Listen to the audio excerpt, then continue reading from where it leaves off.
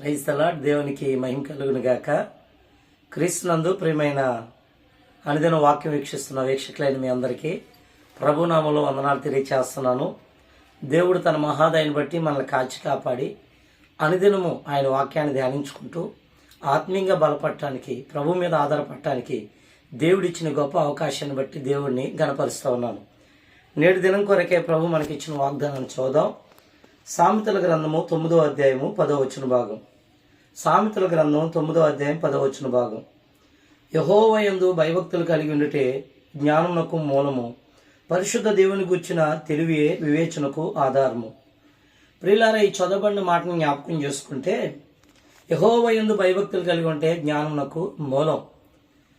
ఇప్పుడు ఈ దినాల్లో మరలా ఈ జూన్ మాసంలో అనేక మంది విద్యార్థులు తిరిగి వారి కాలేజీలకు, పాఠశాలకు తిరిగి మరొక తరగతిలోనికి వెళతా ఉన్నారు.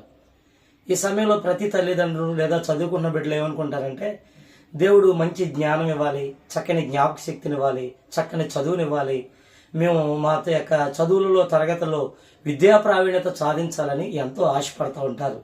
తల్లిదండ్రులుగా కూడా వేల రూపాయలు ఖర్చు చేస్తున్నప్పుడు, లక్షలు ఖర్చు పెడుతున్నప్పుడు బిడ్డలు మంచి చదువుకొని ఉన్నతమైన మార్కులు సాధించి మంచి భవిష్యత్తు పొందుకోవాలని మీరు కూడా ఆశపడతారు. అయితే దేవుని జ్ఞానాన్ని మనిషి సంపాదించాలి.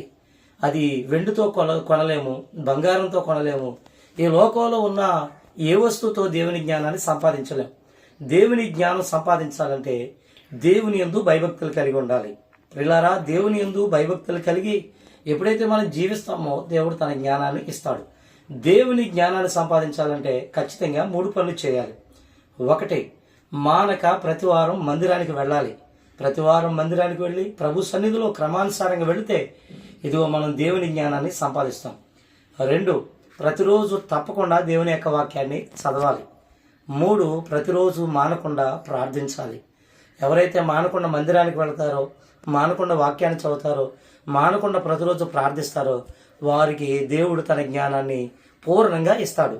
నిజమే, లక్షల రూపాయలు ఖర్చు పెట్టి ఇదిగో మరి కాలేజీలో చదివిస్తే వాడు చదువుకోకపోతే, ప్రయోజకుడి కాకపోతే, మంచి మార్కులు రాకపోతే ఎంత బాధపడతాం.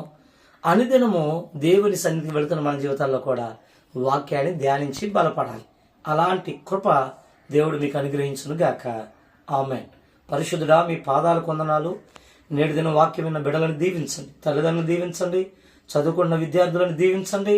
ఇదిగోదే వారందరికీ దివ్యమైన జ్ఞానము నీ వాక్ చేత, మీ సహాయం చేత అనుగ్రహించి దీవించమని యేసునామమున ప్రార్థిస్తున్నాము తండ్రి. ఆమేన్. ప్రభునామములో మీ అందరికీ వందనాలు తెలియజేస్తా ఉన్నాను.